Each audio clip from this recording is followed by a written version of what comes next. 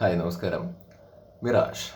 വളരെ സിമ്പിളായിട്ട് ഒറ്റ വാക്കിൽ പറയുകയാണെന്നുണ്ടെങ്കിൽ ആക്ച്വലി ഇത് നല്ലൊരു സിനിമയാണ്. സാധനം ഇറുക്ക് വെർത്ത് വാച്ചാണ്. ഉഴപ്പി അല്ലെങ്കിൽ എന്തെങ്കിലുമൊക്കെ കാട്ടിക്കൂട്ടി വെച്ചൊരു സാധനമല്ല ഇത്. ഓക്കെ, ഇതാണ് സിമ്പിളായിട്ട് എനിക്ക് പറയാനുള്ളത്. ഇനി ഡീറ്റെയിൽ ആയിട്ട് പറയുകയാണെന്നുണ്ടെങ്കിൽ ഞാൻ അത്യാവശ്യം നല്ല പ്രതീക്ഷയോടുകൂടി കാണാൻ വേണ്ടി പോയൊരു സിനിമയാണ്. കാരണം ജീത്തു ജോസഫ് എനിക്ക് ഭയങ്കര ഇഷ്ടമുള്ളൊരു ഡയറക്ടറാണ്. എനിക്ക് അയാളുടെ വർക്ക് ഇഷ്ടമാണ്. അയാളിൽ നല്ല പ്രതീക്ഷയുണ്ട്. And of course Asif Ali കഴിഞ്ഞ കുറച്ച് നാളായിട്ട് അത്യാവശ്യം നല്ല സിനിമകളുടെ ഭാഗമാവുന്നു. അപ്പോൾ ഈ ആസിഫ് അലിയും ജീത്തു ജോസഫും ഒരുമിച്ച് ഒരു സിനിമയായിട്ട് വരുന്ന സമയത്ത് ഓർഗാനിക്കായിട്ട് നമുക്ക് ഉണ്ടാവുന്ന ഒരു പ്രതീക്ഷ വെച്ചിട്ടാണ് കാണാൻ വേണ്ടി പോകുന്നത്. ഞാൻ മാത്രമായിരിക്കില്ല, ഒട്ടുമിക്ക ആൾക്കാരും ആ ഒരു പ്രതീക്ഷയോടുകൂടി തന്നെയായിരിക്കും കാണാൻ പോയിട്ടുള്ളത്. ഇനി കാണാൻ വേണ്ടി പോകുന്ന ആൾക്കാരാണെങ്കിലും ആ ഒരു പ്രതീക്ഷ വെച്ചിട്ടായിരിക്കും കാണാൻ വേണ്ടി പോകുന്നത്. ഞാനൊരിക്കലും ഇനി പോകുന്ന ആൾക്കാരോട് നിങ്ങൾ പ്രതീക്ഷയൊക്കെ മാറ്റി വെച്ചിട്ട് പോകൂ എന്ന് പറയില്ല. ബിക്കോസ് അത് എത്രത്തോളം പ്രാക്ടിക്കലി അല്ലെങ്കിൽ ഇമോഷണലി പോസിബിൾ ആണെന്നുള്ളത് വെളിപ്പെടുത്തുമില്ല. സോ നിങ്ങൾ പ്രതീക്ഷയൊക്കെ വെച്ചിട്ട് നിങ്ങൾ പൊയ്ക്കോ. ബട്ട് ഈ സിനിമ കാണാൻ കയറി പടം തുടങ്ങി നിങ്ങൾ കണ്ടു തുടങ്ങുമ്പോഴേ നിങ്ങൾ കാഷ്വലി ഇങ്ങനെ ഇരുന്നിട്ട് ആസിഫ് അലി, വർണ്ണ ബാലവരുടെ ഫ്രണ്ട് ഹക്കീം ഷാ ഉണ്ടല്ലോ, ഇങ്ങനെ നിങ്ങൾ ഇരുന്ന് കാണുന്നതിന് പകരം നിങ്ങൾ അതിങ്ങനെ ഇരിക്കുക. ഇതിങ്ങനെ ഇരുന്നിട്ട് നിങ്ങൾ ഇങ്ങനെ ശ്രദ്ധിച്ച് സിനിമ കാണുക. മനസ്സിലായ? ശ്രദ്ധിച്ച് ആ സിനിമയുടെ കൂടെ പോകണം. നിങ്ങൾ അവിടുന്ന് മൈൻഡ് ഡൈവേർട്ട് ആവുക, ഫോൺ നോക്കുക, ഈ പരിപാടിക്കൊന്നും നിങ്ങൾ നിൽക്കരുത്. നിങ്ങൾ ശ്രദ്ധിച്ചിരുന്ന് കാണാൻ. നമ്മുടെ തലച്ചോറാണെങ്കിലും ആ കഥാപാത്രങ്ങളുടെ കൂടെ പോകണം. ആ കഥയുടെ കൂടെ ആക്ച്വലി പോകണം. ഇങ്ങനെ നടന്നാൽ പോരാ, നമ്മൾ ഓടിപ്പോണം. മനസ്സിലായോ? അങ്ങനെ നിങ്ങൾ ശ്രദ്ധിച്ച് ഇരുന്ന് ഭയങ്കര ഇൻവോൾവ് ആയിട്ട് ഈ ഒരു സിനിമയുടെ കൂടെ പോകാൻ വേണ്ടി പറ്റുകയാണെന്നുണ്ടെങ്കിൽ നിങ്ങൾക്ക് നല്ല രീതിയിൽ ഈ ഒരു സിനിമ എൻജോയ് ചെയ്യാൻ വേണ്ടി പറ്റുന്നതാണ് ഞാൻ വിശ്വസിക്കുന്നത്. ഇതൊരിക്കലും എങ്ങനെ കാണണം എന്ന് നിങ്ങളെ പഠിപ്പിച്ചു തരുമെന്നല്ല കേട്ടോ, അങ്ങനെ വിചാരിക്കേണ്ട. ആസ് എ പ്രേക്ഷകൻ എനിക്ക് ഈ സിനിമയെക്കുറിച്ച് ഫീൽ ചെയ്ത കാര്യമാണ് പറയുന്നത്. ആൻഡ് ഈ സിനിമാക്കാരാണെന്നുണ്ടെങ്കിൽ ഒരിക്കലും നിങ്ങൾ ഇങ്ങനെ കാണണം എന്നൊന്നും പറഞ്ഞിട്ടൊന്നുമില്ല. എനിക്ക് ഫീൽ ചെയ്ത കാര്യം ഞാൻ പറഞ്ഞു എന്ന് മാത്രം. അതായത് ഇതിൻ്റെ അകത്ത് ഇത് മെല്ലെ പോകുന്നത്, മനസ്സിലായ? പടം മെല്ലെയാണ് ആക്ച്വലി പോകുന്നത്. ഫസ്റ്റ് ഹാഫൊക്കെ മെല്ലെ പോകുന്നത്. ബട്ട് ആ മെല്ലെ പോക്കിനെ ഒരു ലാഗ് എന്നുള്ള രീതിയിലാണ് നിങ്ങൾ സമീപിക്കണമെന്നുണ്ടെങ്കിൽ നിങ്ങളുടെ കാര്യം കട്ടപ്പോവുകയാണ്. നിങ്ങൾക്ക് ആ സിനിമ പിന്നെ എൻജോയ് ചെയ്യാൻ വേണ്ടി പറ്റുമോ എന്നുള്ള കാര്യം എനിക്ക് ആക്ച്വലി അറിയില്ല. ബട്ട് എന്നെ സംബന്ധിച്ചിടത്തോളം ഈ മെല്ലെപ്പോക്ക് എന്ന് പറയുന്ന സംഭവം അതിൻ്റെ അകത്ത് എനിക്ക് ക്യൂരിയോസിറ്റി ഉണർത്തുന്ന ഒരു സംഭവമാണ്. എനിക്ക് സംഗതി ഇൻവോൾവ് ചെയ്യാൻ വേണ്ടി പറ്റുകയാണെന്നുണ്ടെങ്കിൽ എൻജോയ് ചെയ്യാൻ വേണ്ടി പറ്റുന്ന ഒരു ഏരിയ ആണത്. സോ എനിക്കിത് എൻഗേജിങ് ആയിട്ടാണ് ആക്ച്വലി തോന്നിയത്. ബട്ട് ഇതിൻ്റെ അകത്ത് ട്വിസ്റ്റുകൾ ഇങ്ങനെ വരും. ഓരോ സാഹചര്യം കാര്യങ്ങളൊക്കെ വരുന്ന സമയത്ത് ഇങ്ങനെ ഓരോ ട്വിസ്റ്റുകളും പരിപാടികളൊക്കെ ഇങ്ങനെ വന്നുകൊണ്ടേ ഇരിക്കുന്നൊരു പരിപാടിയുണ്ട്. നമ്മളത് വെച്ച് പിടിക്കണം. ഞാൻ ഭയങ്കര ബുദ്ധിമാനാണെന്നല്ല പറയുന്നത്. എനിക്കും വെച്ച് പിടിക്കാൻ വേണ്ടിയിട്ട് പറ്റിയിട്ടില്ല. മനസ്സിലായ?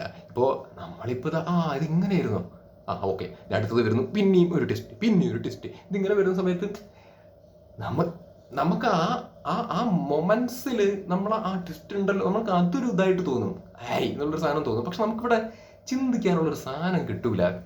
നമ്മൾ ഇപ്പം ഒരു ടെസ്റ്റ് വരുമ്പോൾ അല്ലെങ്കിൽ ഇങ്ങനെ ഒരു കഥ ഇങ്ങനെ ഈ രീതിയിൽ പോകുന്നത് കാണുന്ന സമയത്ത് ഇതങ്ങനെ ഇങ്ങനെ ഈ രീതിയിൽ നമ്മൾ കാണുന്നതിനനുസരിച്ച് ചിന്തിക്കാൻ വേണ്ടി തുടങ്ങിക്കഴിഞ്ഞു കഴിഞ്ഞാൽ അത് ചിന്തിച്ചിട്ട് ഒരു ഉത്തരം കിട്ടുക, അല്ലെങ്കിൽ അത് ചിന്തിച്ചിട്ട് നമുക്കൊരു കാര്യം കൃത്യമായിട്ട് മനസ്സിലായി വരുമ്പോഴേക്കും അവിടെ അടുത്ത സീനും അടുത്ത പരിപാടികളൊക്കെ ആയിട്ടുണ്ടാവും. മനസ്സിലായോ? അപ്പം ആ കാര്യത്തിൽ നോക്കുന്ന സമയത്ത് ഞാൻ പറയുന്നത് എനിക്കിത് കൃത്യമായിട്ട് മനസ്സിലായി, അല്ലെങ്കിൽ എനിക്ക് ഇതിൻ്റെ അകത്ത് എന്താണ് അവർ ഉദ്ദേശിച്ചിരിക്കുന്നത്, അല്ലെങ്കിൽ ഇതിൻ്റെ ഒക്കെ എന്തോ അങ്ങനെയല്ല ഞാൻ പറയണത്. ഇതിൻ്റെ അകത്ത് സാധനം ഇറുക്ക്. പക്ഷെ നമുക്കിത് അതിൻ്റെ അകത്തേക്ക് അത്ര ശ്രദ്ധ പുലർത്തി ഇതിൻ്റെ കൂടെ അങ്ങ് ഓടാൻ വേണ്ടി പറ്റണം. അത് എനിക്കാണെങ്കിലും പല സാഹചര്യത്തിലും അങ്ങനെ ഓടി അങ്ങ് എത്താൻ വേണ്ടിയിട്ട് പറ്റിയിട്ടില്ല. എൻ്റെ തലച്ചോറാണെന്നുണ്ടെങ്കിലും അത്ര കാര്യമായിട്ട് അങ്ങ് പ്രവർത്തിച്ചിട്ടില്ല എന്ന് വേണമെങ്കിൽ പറയാം. അത് സിനിമയുടെ പ്രശ്നമല്ല, അത് ഞാൻ അങ്ങനെ പറയാൻ ആഗ്രഹിക്കുന്നില്ല. ബിക്കോസ് നല്ല രീതിയിൽ ആക്കി അങ്ങോട്ട് വിട്ടിട്ടുണ്ട് ജീത്തു ജോസഫേ, ഇപ്പം ആക്കി വിടുന്ന ഹീസ് ബ്രില്യൻറ്റ്. ഓഫ് കോഴ്സ് ഇപ്പം ഇതിൽ ലോജിക്കൽ വിഷയങ്ങൾ വരുന്ന സാധനങ്ങളൊക്കെ ഉണ്ട്, ഇല്ലെന്നല്ല പറയുന്നത്. പക്ഷെ അത് മാറ്റി നിർത്തി നോക്കിക്കഴിഞ്ഞാൽ നല്ല പരിപാടിയാണ് മൂപ്പര് ചെയ്തു വെച്ചിരിക്കുന്നത്. അപ്പം നമ്മൾ ഇത് കാണുന്ന സമയത്ത് നമുക്കിപ്പോൾ ദൃശ്യമാണെങ്കിലും കൂമനാണെന്നുണ്ടെങ്കിലും ഒക്കെ നമുക്കതിൻ്റെ അകത്ത് എന്താ പറയുക, പെട്ടെന്ന് കണക്ട് ചെയ്യാനും അല്ലെങ്കിൽ പെട്ടെന്ന് നമുക്ക് ആ സിനിമയുടെ കൂടെ പോകാൻ പറ്റുന്ന ഒരു സാഹചര്യമൊക്കെ ആക്ച്വലി ഉണ്ട്. ബട്ട് ഇതിലേക്ക് വരുന്ന സമയത്ത് അങ്ങനെയല്ല. ഇത് എല്ലാ ആളുകൾക്കും കണക്ട് ചെയ്ത് കൊണ്ടുവരിക എന്ന് പറയുന്ന ബുദ്ധിമുട്ടാണ്. ഇപ്പം എന്നെ സംബന്ധിച്ചിടത്തോളം തന്നെ എനിക്കിത് കംപ്ലീറ്റ്ലി കണക്ട് ആവുക, അല്ലെങ്കിൽ കംപ്ലീറ്റ്ലി എനിക്കിതിൻ്റെ അകത്ത് എല്ലാ കാര്യങ്ങളും മനസ്സിലായി ഞാൻ അങ്ങനെയൊന്നും അല്ലേ. ഞാനിപ്പോൾ എന്തായാലും ഈ പടം കഴിഞ്ഞ് ഇറങ്ങി വന്നോടെ എനിക്ക് മനസ്സിൻ്റെ അകത്ത് തോന്നിയൊരു കാര്യം, ഇത് ഒന്നുകൂടി ഒന്ന് പോയി കണ്ടാലോ എന്നാണ്. അപ്പം ഞാൻ എന്തായാലും ഒന്നുകൂടിയും പോയി കാണുന്നുണ്ട്. കാരണം ആദ്യം പോയിട്ട് എങ്ങനെയാണോ കണ്ടത് ആ രീതിയിലല്ല ഞാൻ കാണാൻ ഉദ്ദേശിക്കുന്നത്. ഇനി കാണാൻ വേണ്ടി പോണ സമയത്ത് ഒന്ന് പ്രിപ്പയർഡ് ആയിട്ട് ഈ കഥാപാത്രങ്ങളെയൊക്കെ ഒന്ന് മനസ്സിൽ വെക്കണം. അപ്പോൾ ഓൾറെഡി നമുക്ക് ഇതിൻ്റെ അകത്ത് എന്താണെന്ന് സംഭവം മനസ്സിലായല്ലോ. ആസിഫ് അലി, അപർണ ബാലമുരളിയുടെ ഫ്രണ്ട് ഹക്കീം ഷാ, ദീപക് പരമ്പോള്, അങ്ങനെ ഈ പറഞ്ഞ കഥാപാത്രങ്ങളൊക്കെ ഉണ്ടല്ലോ. അപ്പോൾ ഇതെന്താണെന്നുള്ളത് നമുക്കൊരു ധാരണ ആക്ച്വലി കിട്ടി. അപ്പം ഇനി ഒന്ന് കാണാൻ വേണ്ടി പോണ സമയത്ത് വേറൊരു എക്സ്പീരിയൻസ് ആയിരിക്കും കിട്ടാൻ വേണ്ടിയിട്ട് പോകുന്നത്. അപ്പം എന്തായാലും ഞാൻ ഒരു തവണ കൂടി കാണുന്നുണ്ട്. അപ്പം ഞാൻ പറഞ്ഞു വന്ന സംഗതി എന്താ വെച്ച് കഴിഞ്ഞാൽ, ഇത് ചിലപ്പോൾ ആളുകൾക്ക് ഇതെന്തൊരു പടാണ് അല്ലെങ്കിൽ ഒരു എന്നുള്ളൊരു ഫീല് വരാൻ സാധ്യതയുണ്ട്. ബട്ട് ഇതിൻ്റെ സാധനമുണ്ട്, മരുന്ന് ആക്ച്വലി ഉണ്ട്, മരുന്നുണ്ട്. ആ മരുന്ന് കൃത്യമായിട്ട് നമുക്ക് എങ്ങനെയെങ്കിലൊക്കെ ഒന്ന് കിട്ടിക്കഴിഞ്ഞു കഴിഞ്ഞാൽ പിന്നെ ഈ സാധനം അങ്ങ് രസമായിരിക്കും കണ്ടിരിക്കാൻ. അപ്പം ഞാൻ കൂടുതൽ ഇതെന്താ അറിയും, ഇപ്പം നിങ്ങൾ തന്നെ വിചാരിക്കേണ്ടത് ഇവനെന്താ ഇങ്ങനെ തൊടാതെയും തലോടിയിട്ടൊക്കെ ഇങ്ങനെ പറയണമെന്ന് വിചാരിക്കുന്നുണ്ടാവും. ഈ സിനിമയെ കുറിച്ചിട്ട് ഇപ്പം അങ്ങനെ സംസാരിക്കാനും നിവർത്തിയുള്ളൂ. കാരണം ഡീറ്റെയിൽഡ് ആയിട്ട് ഓരോന്ന് പറയാൻ തുടങ്ങിക്കഴിഞ്ഞാലേ, ഇപ്പം നമ്മൾ അങ്ങനെയായിരുന്നു ഇങ്ങനെ ഈ കഥാപാത്രം അങ്ങനെ ഇങ്ങനെ എന്നൊക്കെ പറയാൻ തുടങ്ങിക്കഴിഞ്ഞാൽ പിന്നെ നിങ്ങൾ പടം കാണാൻ വേണ്ടി പോകുന്ന സമയത്ത് ആ ഒരു സാധനം മാറിപ്പോവും. അതുകൊണ്ടാണ് ഞാൻ പിന്നെ അത് പറയാത്തത്. ഇതൊരു ഗംഭീര സിനിമ എന്ന് അല്ലെങ്കിൽ മോശം സിനിമ എന്നൊന്നും ഞാൻ പറയുന്നില്ല. ഇത് രണ്ടും ആക്ച്വലി എനിക്കിപ്പോൾ പറയാൻ വേണ്ടിയിട്ട് പറ്റില്ല. ബിക്കോസ് ഇതിൻ്റെ ഒരു ട്രീറ്റ്മെൻറ്റ് അങ്ങനെയാണ്. അപ്പോൾ ഒരു തവണയും കൂടി ഒന്ന് പോയി കണ്ടതിന് ശേഷം ഞാനിത് ഗംഭീരമാണോ അല്ലെങ്കിൽ എന്താണെന്നുള്ളതിനെ കുറിച്ചിട്ട് പറയാം. ബട്ട് ഇപ്പം എനിക്ക് വളരെ സിമ്പിളായിട്ട് പറയാൻ വേണ്ടി പറ്റുന്നൊരു കാര്യം എന്താണെന്ന് വെച്ച് കഴിഞ്ഞാൽ, ഇതൊരു വർത്ത് വാച്ചാണ്. ഇത് അങ്ങനെ വെറുതെ തള്ളിക്കളയേണ്ട, അല്ലെങ്കിൽ ഇപ്പം അടുത്ത കാലത്തായിട്ട് മലയാളത്തിൽ ചവറ് പോലെ വന്നുകൊണ്ടിരിക്കുന്ന കുറേ പടങ്ങളുണ്ടല്ലോ, അതുപോലെ ഒരു ചവിറ്റുകൊട്ടയിൽ പോയിട്ട് കിടക്കേണ്ട ഒരു കൈൻഡ് ഓഫ് പടമല്ല. ഇതിൻ്റെ അകത്ത് ആത്മാർത്ഥമായിട്ട് പണിയെടുക്കൽ നടന്നിട്ടുണ്ട്, നല്ല രീതിയിലുള്ള പരിപാടികൾ. അപ്പോൾ ഇനി കഥാപാത്രങ്ങളെ കുറിച്ച് പറയുകയാണെങ്കിൽ മോനെ ആദ്യം എടുത്തു പറയേണ്ടത് അപർണ ബാലമുരളിയാണ്. എനിക്ക് ഭയങ്കരമായിട്ട് ഇഷ്ടപ്പെട്ടു അവരുടെ പെർഫോമൻസ്. അവർ ഗംഭീരമായിട്ട് ചെയ്തിട്ടുണ്ട്. പ്രത്യേകിച്ച് എടുത്തു പറയുകയാണെങ്കിൽ ലാസ്റ്റ് ഒരു ഫൈറ്റ് സീൻ ഉണ്ട്, അത് പൊളിയായിരുന്നു.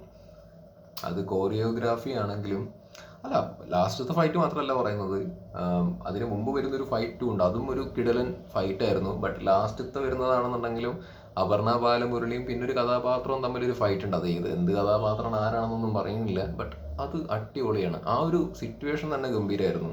അതായത് ലാസ്റ്റ് ഉണ്ടാവുന്ന ഒരു വല്ലാത്തൊരു ടെസ്റ്റ് ഉണ്ടാവുമല്ലോ, ഭയങ്കരമായ ഓൾറെഡി 2-3 ടെസ്റ്റുകൾ ഇങ്ങനെ വരുന്നുണ്ട്, ലാസ്റ്റ് ഭയങ്കരമായൊരു ടെസ്റ്റ് വരുന്ന കാണുന്ന സമയത്ത് നമുക്ക് എന്നുള്ളൊരു സാധനം തോന്നും.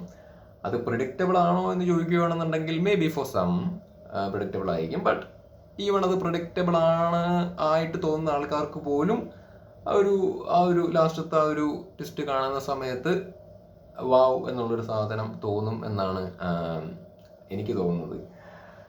അപ്പോൾ ഇതിനകത്ത് അങ്ങനെ കുറേ സ്പെഷ്യാലിറ്റീസ് ആക്ച്വലി ഉണ്ട്. ഇപ്പോൾ തള്ളി ഇറക്കുന്നൊന്നുമല്ല, എനിക്ക് ഫീൽ ചെയ്ത കാര്യമാണ് ഞാൻ പറയുന്നത്. അപ്പോൾ ഇതിൽ മെയിനായിട്ട് അപർണയാണ്. അപർണയുടെ ഒരു പടം എന്നുള്ള രീതിയിൽ പറയാനാണ് എനിക്ക് തോന്നുന്നത്. അവർക്കാണ് കൂടുതലൊരു സ്പേസ് ഉള്ളത് പെർഫോം ചെയ്യാനാണെങ്കിലും ഒക്കെ. Asif Ali, yes of course, പടം കണ്ടിട്ടുള്ള ആൾക്കാർക്ക് അറിയാം. ഇപ്പോൾ ഫസ്റ്റ് തൊട്ടേ വളരെ കൺവിൻസിങ് ആണ്. കേക്ക് ഓക്കാണ് അയാളുടെ ഒരു ഫസ്റ്റ് വരുമ്പോൾ അയാളൊരു ഇതായിട്ടാണ് ഒരു മീഡിയ ചാനൽ നടത്തുന്നൊരു ചങ്ങാതിയാണ് പുള്ളിക്കാരൻ. നന്നായിട്ട് ചെയ്തിട്ടുണ്ട്. പിന്നെ ഹക്കീം ആയിക്കോട്ടെ ഗംഭീരമായിട്ട് പുള്ളിയുടെ റോള് കൈകാര്യം ചെയ്തിട്ടുണ്ട്. പിന്നെ ദീപക് പരമ്പോൾ വരുന്നുണ്ട്, കൊടുത്ത സാധനം നന്നായിട്ട് ചെയ്തിട്ടുണ്ട്. ഈവൻ എന്താ പറയുക, അപർണയുടെ ഫ്രണ്ടായിട്ട് അഭിനയിച്ച പുള്ളിക്കാരി, കൂടുതൽ പറയുന്നില്ല, അവരൊക്കെ നന്നായിട്ട്. പിന്നെ അർജുനുണ്ട് ഇതിൻ്റെ അകത്ത്, ബിഗ് ബോസിലെ. എന്തായാലും ഇമ്പ്രൂവ് ആയിട്ട് വരട്ടെ, പാഷനൊക്കെ അല്ലേ ആക്ടിങ് എന്ന് പറയുന്നത്. നന്നായി വരട്ടെ, ഇമ്പ്രൂവ് ചെയ്യൂ, ട്രൈ ടു ഇമ്പ്രൂവ്, നന്നായി ട്രെയിൻ ചെയ്യാൻ വേണ്ടി ശ്രമിക്കുക. എന്തായാലും അവസരം ജിത്തു ജോസഫിൻ്റെ പടത്തിൽ തന്നെ കിട്ടിയല്ലോ, അപ്പോൾ അതൊക്കെ ഒരു അവസരമായിട്ട് കണ്ട് കുറച്ചും കൂടി ആക്ടിങ് കോഴ്സും കാര്യങ്ങളൊക്കെ എടുത്തിട്ട് മെച്ചപ്പെടുത്താൻ വേണ്ടി ശ്രമിക്കുക. ബിക്കോസ് നല്ലൊരു ഓപ്പർച്യൂണിറ്റിയാണ്, ഇനിയും കിട്ടാൻ സാധ്യതകളുണ്ട്. ഉപയോഗപ്പെടുത്തുക എന്നേ എനിക്ക് പറയാനുള്ളൂ. തൽക്കാലം ഞാൻ ഇപ്പോഴുള്ള പുള്ളിയുടെ ആക്ടിങ്ങിനെ ഞാൻ ജഡ്ജ് ചെയ്യുന്നില്ല. ഈ ഡബിങ് വേറെ ആരോ ചെയ്തിരിക്കുന്നു. ബട്ട് ഫേഷ്യലി വരുന്ന സംഭവം, നമ്മളിപ്പോൾ ഒരു ഡയലോഗ് ഡെലിവറി ചെയ്യുന്ന സമയത്ത് നമ്മുടെ ഫേസിൽ വരുന്ന ഭാവങ്ങളൊക്കെ ഉണ്ടല്ലോ, അത് നമുക്ക് സ്ട്രെസ് ചെയ്യുന്ന പോലെ തോന്നാൻ വേണ്ടിയിട്ട് പാടില്ല. ഫേസിൽ പുള്ളി സ്ട്രെസ് ചെയ്തു എന്നല്ല പറയുന്നത്, ബട്ട് കാണുമ്പോൾ ഫേസിലെ ഭാവങ്ങളിൽ നിന്നൊരു സ്ട്രെസ് അനുഭവപ്പെടുക പറയില്ലേ, അത് ഇടയ്ക്ക് വരുന്നതായിട്ട് എനിക്ക് തോന്നി. അത് പുള്ളി ഓരോന്ന് പ്രസൻറ്റ് ചെയ്യുന്ന സമയത്ത് അത് സൂക്ഷിക്കണം. Facial is very important for acting എന്ന് ഞാൻ വിശ്വസിക്കുന്നു. നമ്മൾ ഡയലോഗ് പറയുക, ലിപ് സിങ്ക് ചെയ്യുക എന്നുള്ളത് മാത്രമല്ല, നമ്മൾ പറയുന്ന സാധനങ്ങളെ മനസ്സിൽ കയറ്റി അത് ഫേസിൽ അത് വളരെ നാച്ചുറലായിട്ട് നോർമലായിട്ട് വരിക എന്ന് പറയുന്നൊരു സംഗതിയുണ്ട്. അത് വേണം. ബട്ട് ഇറ്റ്സ് ഗുഡ്, കൊള്ളാം, കുഴപ്പമില്ല, നന്നായി വരൂ. ഇത്രേ പറയാനുള്ളൂ ഈ സിനിമയെക്കുറിച്ച്.